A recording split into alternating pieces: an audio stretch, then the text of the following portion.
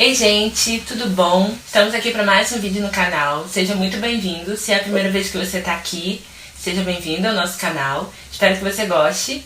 E se você já nos conhece, seja bem-vindo também. Vou pedir para você deixar seu like, deixar seu comentário, se inscrever no canal e ativar o sininho da notificação. Assim, todas as vezes que a gente tiver um vídeo novo, o YouTube vai avisar para você e você diz para o YouTube que esse conteúdo é um conteúdo de relevância também, tá bom? E no vídeo de hoje nós vamos aqui falar sobre nossos relatos de pós-parto. Toda quarta e toda sexta tem vídeo aqui no canal, então você pode vir aqui que a gente vai estar aqui postando coisa nova, postando conteúdo novo pra você. E se você tiver alguma dúvida, pode deixar aqui no comentário que a gente vai estar tirando aqui durante os nossos vídeos aí pra você. E no vídeo de hoje eu vou falar um pouquinho sobre redução de mamas, tá ok? Tem muitas mulheres que passam por situações diferentes no momento da amamentação e algumas passam por uma enorme dificuldade na amamentação. Então, se você é mãe de primeira viagem, ou de segunda, terceira, quarta, mas você fez redução de mama e você fica aí se perguntando, será que eu vou conseguir amamentar? Será que eu não vou conseguir amamentar? Eu digo que pode acontecer de você conseguir amamentar. Sim. Monique, vou conseguir fazer uma amamentação exclusiva? Talvez sim, talvez não. Isso varia muito e isso depende muito. Mas a gente vai estar falando um pouquinho sobre isso aqui no nosso vídeo de hoje. Antes disso, a gente precisa compreender o seguinte. A anatomia da mama, ela tem uma característica, ela tem um formato exclusivo da mama feminina. E essa mama, ela vai ter várias composições, né, para chegar à mama que nós temos. A gente vai estar falando aí de tecido adiposo, a gente vai estar falando de músculo, nós vamos falar de glândulas, nós vamos falar de ductos mamários, enfim, todo esse contexto que vai auxiliar no processo da amamentação, na formação dessa mama, que vai auxiliar no processo da amamentação. Então a gente precisa compreender o seguinte, estou olhando um pouquinho para baixo, gente, porque eu deixei anotado algumas coisas aqui para a gente estar falando aqui no nosso vídeo. Então, primeiro ponto, quando uma mulher ela vai fazer a redução da mama, a gente tem que entender que a cirurgia de redução da mama é uma cirurgia diferente da cirurgia de aumento da mama. Em outro vídeo aqui no canal eu já falei sobre mães que amamentam e que tiveram que colocar silicone no seio. Então, hoje a gente está falando de mães que precisaram fazer redução de mama, que são cirurgias diferentes, são cirurgias que alteram a estrutura de forma diferente. Então, por exemplo, quando a gente fala do silicone, nós estamos falando da colocação de uma prótese que pode ser muitas vezes por detrás da parede muscular e ela vai fazer com que eu tenha um aumento desse seio, uma firmeza, uma textura diferente, enfim. A colocação de silicone é uma coisa. A redução da mama, ela tem um outro intuito. Então, quando a gente fala da cirurgia de redução da mama, né, que é a mamoplastia, a gente está falando sobre a redução dessa mama, porque devido à apresentação de algum tipo de problema para essa mulher. Pode ser ele um problema estético, pode ser ele um problema estrutural, enfim. Existem tipos diferentes de mama e desses tipos diferentes existem algumas situações que vão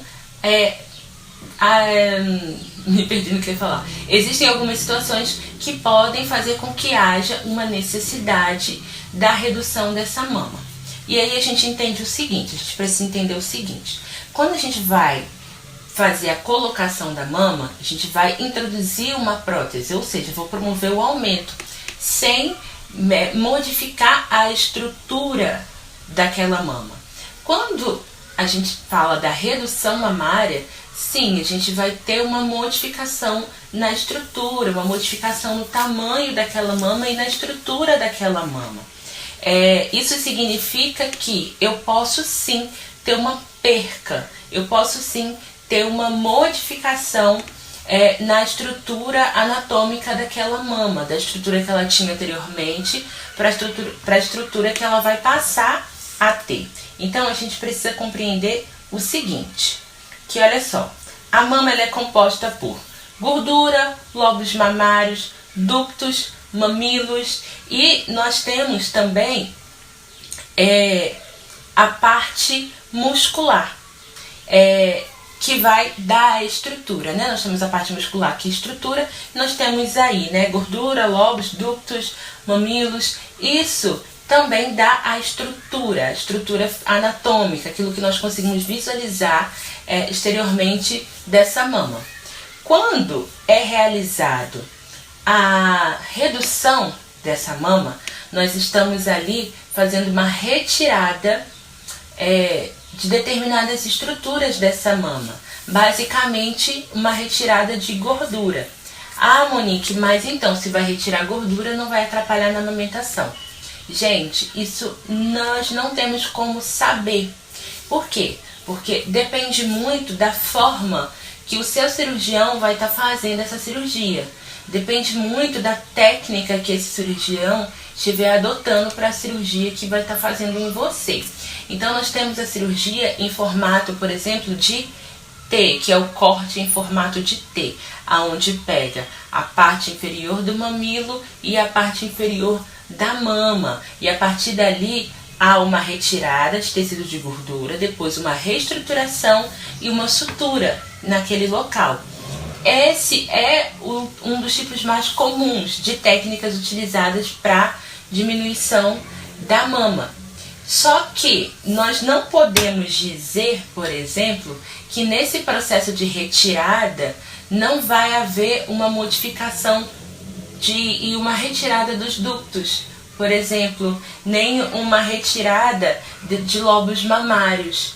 Então, fica difícil da gente dizer que a mãe que fez a redução mamária vai conseguir amamentar de forma plena, mas eu também não posso dizer que essa mãe não vai conseguir amamentar.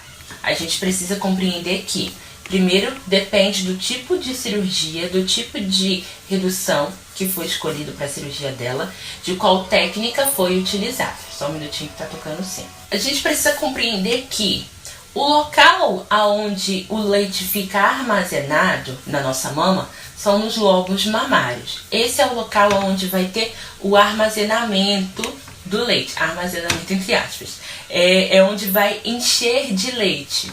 E esses lóbulos vai fazer com que esse leite seja enviado para os ductos, que fica ali na saída, né, perto do nosso mamilo. Quem faz essa extração desse leite é o bebê, tá ok? O bebê é a nossa bomba de extração humana, então é ele que vai fazer com que haja a retirada desse leite desse local. E aí, quando a gente tem uma redução mamária, nós podemos ter também uma retirada de parte desses lóbulos. Ou seja, nós podemos ter uma retirada de parte das nossas bolsinhas de armazenamento. E quando a gente tem uma retirada de parte desses lóbulos, automaticamente eu posso sim ter uma diminuição do meu armazenamento. Eu tenho uma diminuição de lóbulos, então vou ter uma diminuição de local para armazenamento. E o que a gente pode ver diante dessa situação?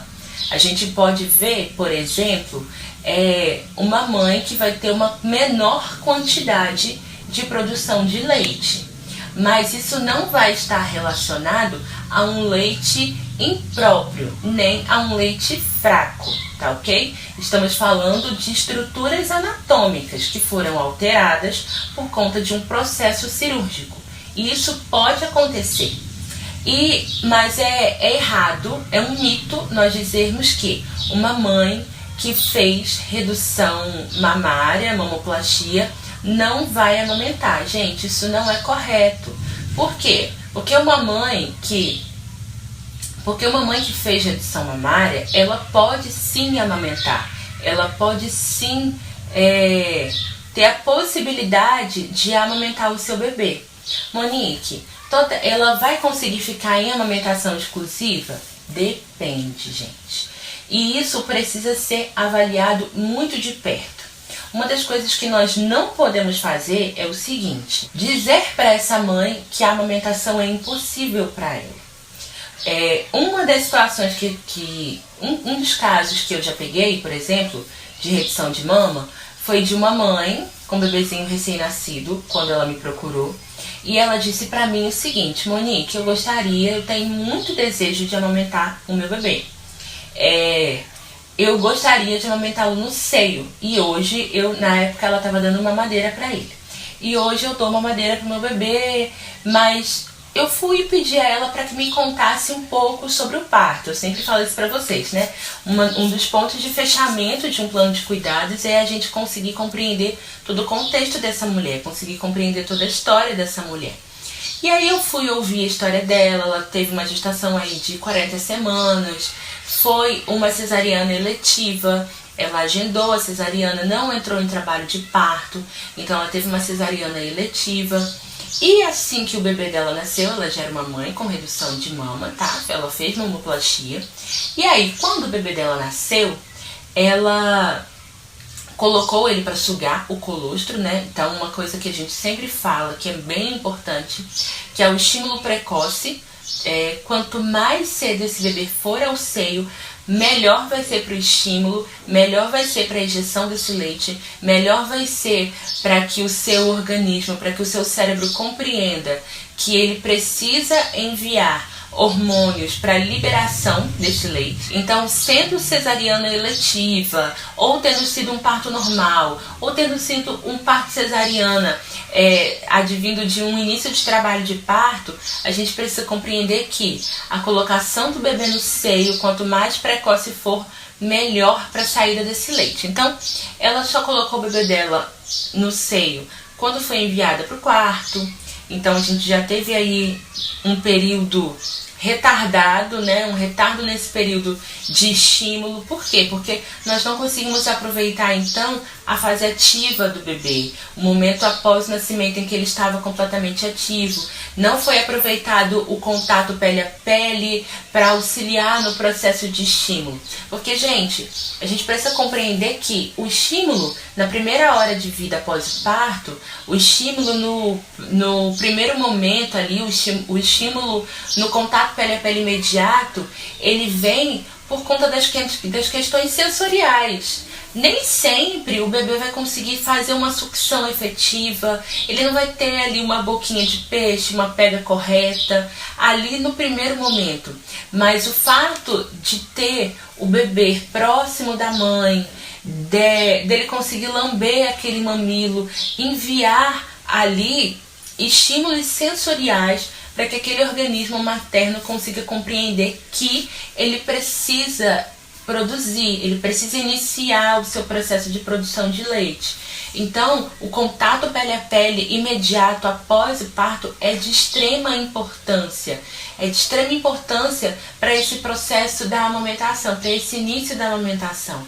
E sem contar que, gente, contato pele a pele imediato auxilia em outros processos. Porque quando eu tenho liberação de ocitocina para fazer a expulsão desse concepto, desse bebê, automaticamente eu vou ter ali, após o nascimento, a retração desse útero que precisa começar a voltar para o lugar. Eu vou ter a ejeção do leite. Então, quando eu tenho hormônio fazendo a liberação da ejeção para a ejeção desse leite, eu vou ter esse mesmo hormônio auxiliando no processo de contração uterina.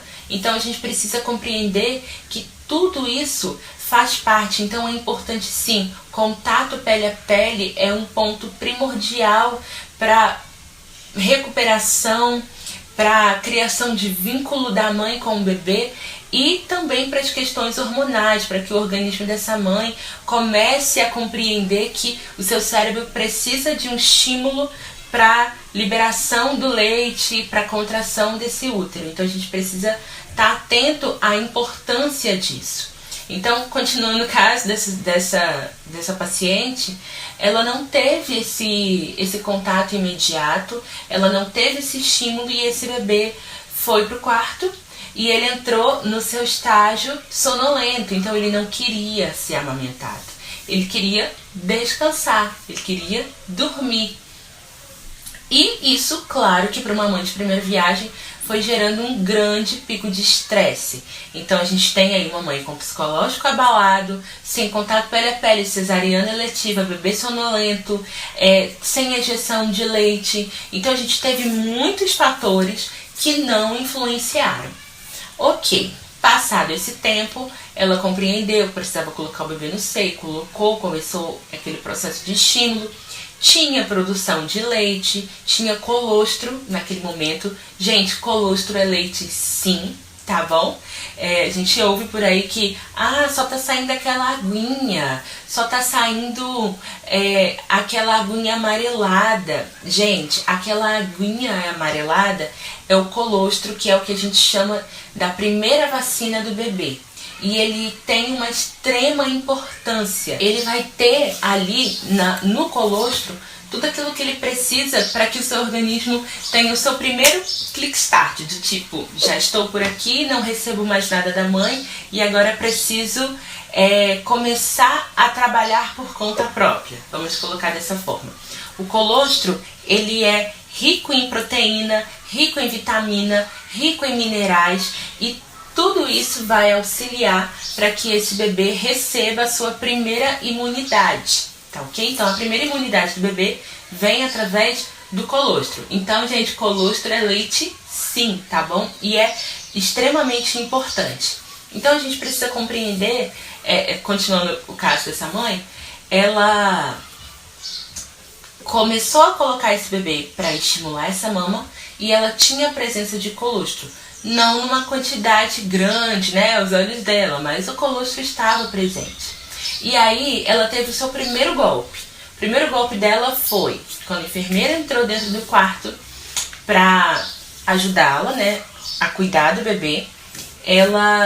A enfermeira disse para ela assim: nossa, sua mama tá tão murchinha, você não vai ter leite. Isso para ela já foi um espanto. Na sequência, a pediatra queria atender o bebê dela, entrou no quarto para fazer a avaliação dela e do bebê e falou exatamente a mesma coisa. Nossa, essa sua mama tá muito murchinha. Vou deixar a fórmula aqui prescrita porque você não vai ter leite.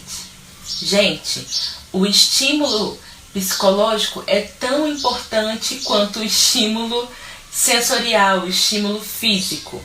Por quê? Porque se isso aqui não funciona, todo o resto não vai funcionar da forma adequada. Então ela já saiu do hospital muito desmotivada. Ela já saiu do hospital muito desacreditada, porque ela realmente acreditou que ela não conseguiria amamentar o bebê dela. E, gente, o sonho da vida dela era amamentar.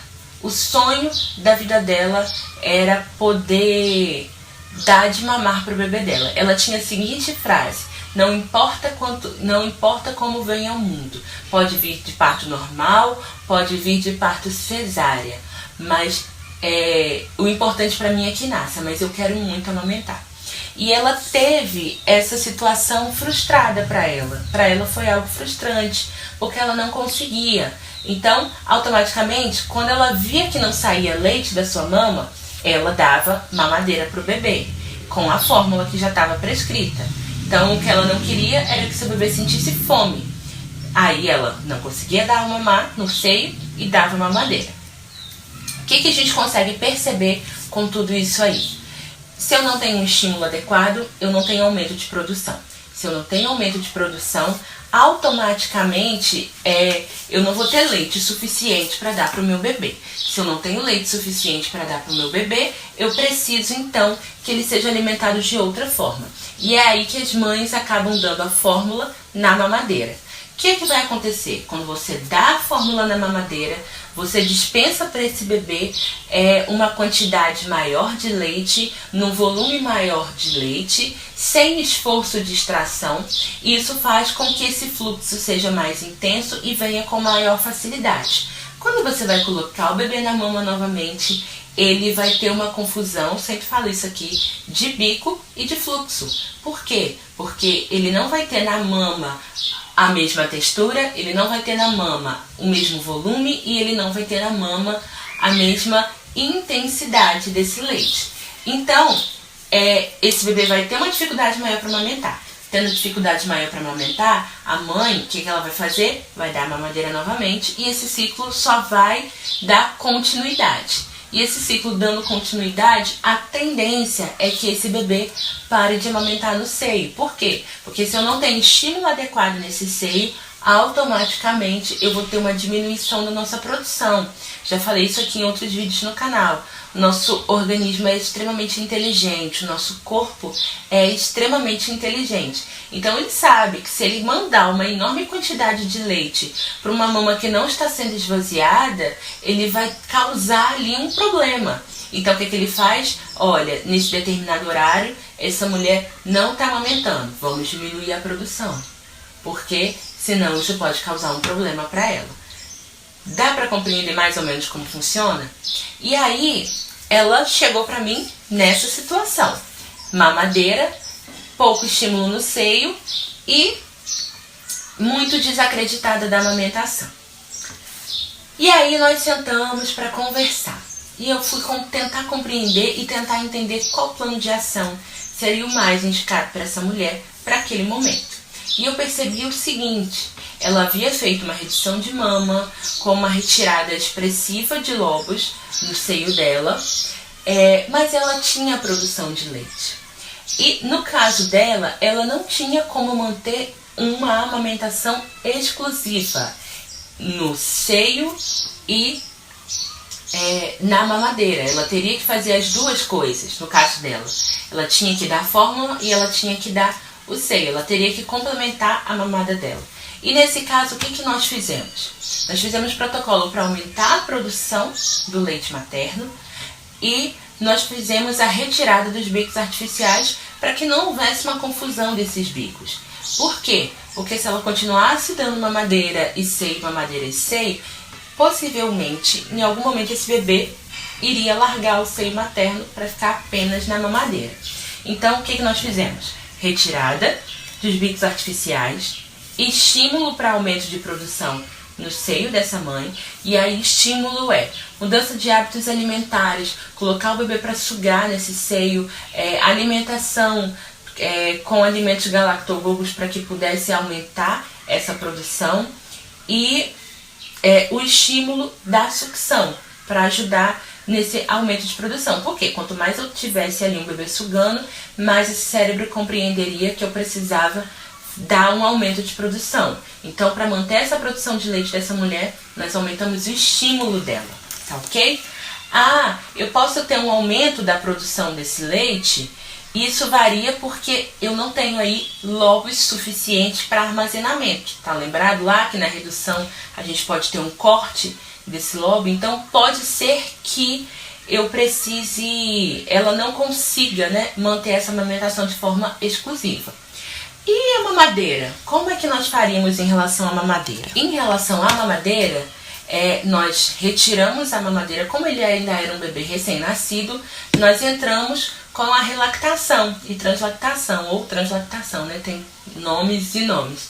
Que seria o quê? Que seria a amamentação por uma sondinha. Então eu teria ali um bebê no seio, porque na relactação nós colocamos o bebê para mamar no seio primeiramente, ele vai sugar e depois nós vamos introduzir a sondinha para que ele, junto ao seio materno, consiga fazer a extração e aí ser amamentado. Por que nós fizemos dessa forma? Para que nós tivéssemos um estímulo, um aumento no estímulo dessa produção e não tivéssemos uma confusão de bico ali naquele momento. Então, essa foi a estratégia adotada com ela inicialmente. Monique, mas ela conseguiu manter isso? Ela conseguiu manter a amamentação mista, tendo o aleitamento materno e o aleitamento por fórmula ou aleitamento artificial. Depois de um tempo, nós retiramos a sonda de relactação e começamos então a utilizar o copo de transição, quando esse bebê ficou um pouquinho maior. Por quê? Porque nós mantivemos ali ainda esse bebê no seio e ele complementava essa mamada, ao invés de utilizar o bico da mamadeira, a gente complementava essa mamada no copinho de transição, que era um copinho de bico mais rígido, para esse bebê conseguir sugar e a gente não ter aí uma confusão desses bicos. Então essa foi a estratégia utilizada. Ah, Monique, mas vai ser assim com todo mundo? Não, gente.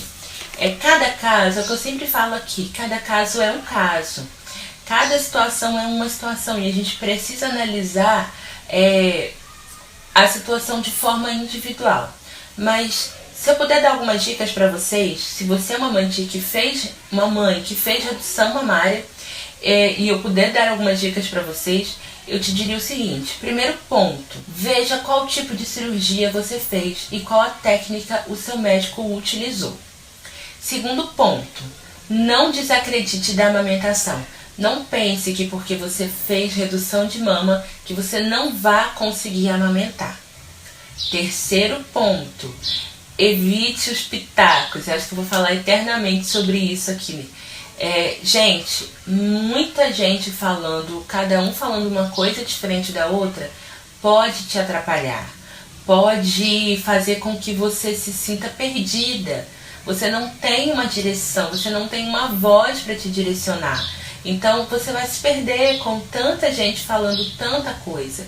Então procure profissionais adequados, se informe, procure saber o que realmente aconteceu no seu processo cirúrgico, converse com seu médico cirurgião, para que ele seja bem aberto com você. Infelizmente, a gente sabe que para vender seu peixe, alguns profissionais acabam falando algumas mentiras, né, para que aquela pessoa fique ali, ou feche o pacote, enfim, faça a cirurgia.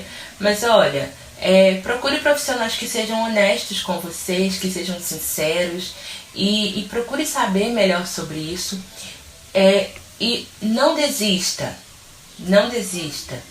Aguarde, porque o seu momento vai chegar. Tenha paciência, não fique ansiosa, não permita que o seu psicológico seja afetado e que você seja atingida por essa corrente de vozes falando na sua cabeça. E procure um profissional que vai estar ao seu lado a todo instante. Por exemplo, um consultor de amamentação vai estar perto de você a todo momento, te explicando o que fazer, te ensinando como fazer, dizendo para você, olha, segue por esse caminho, segue por esse caminho. Ele vai estar te falando o que vai estar podendo fazer ou não. Então, procure alguém que vai te auxiliar nesse processo. Tenha uma rede de apoio. A rede de apoio é extremamente importante para você. Por quê? Porque ela vai poder falar quando você não puder, ela vai poder te defender quando você não puder se defender.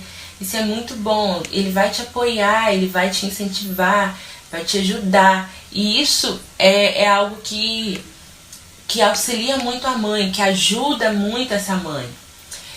E acredite que você vai conseguir, você pode conseguir, tá ok? Então não desista. Pode ser que você não consiga ficar em aleitamento materno exclusivo. Às vezes você vai precisar de complementar essa amamentação. E tudo bem, se isso for necessário. Mas procure fazer da forma certa, porque as chances de sucesso vão ser bem maiores. As chances de funcionar vão ser bem maiores. Pode ser que essa mãe consiga amamentar exclusivamente? Pode ser. Mas pode ser que ela não consiga amamentar exclusivamente. Pode ser também. A amamentação é resistência, a amamentação é luta diária, é entrega, é renúncia, mas é uma renúncia que vale a pena, porque o seu bebê vai usufruir de todos os benefícios que o aleitamento materno pode ter para ele. Então, pense nisso, coloque isso numa balança para que você tome a melhor decisão. Espero que você tenha gostado. Muito obrigada por ter ficado comigo até aqui. Deixa o seu like, comenta aqui, faz aqui o seu comentário. Se você é uma mãe aí que fez redução de mama, que fez a mamoplastia, conta aqui pra gente sua experiência. Me segue lá nas minhas redes sociais, lá no Facebook, Enfermeira Monique Munhoz.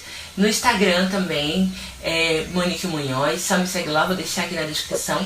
E eu tenho um e-book, pra você que é mãe e pai de primeira viagem, que deseja saber como que é e o que vai acontecer na primeira semana de vida do seu bebê.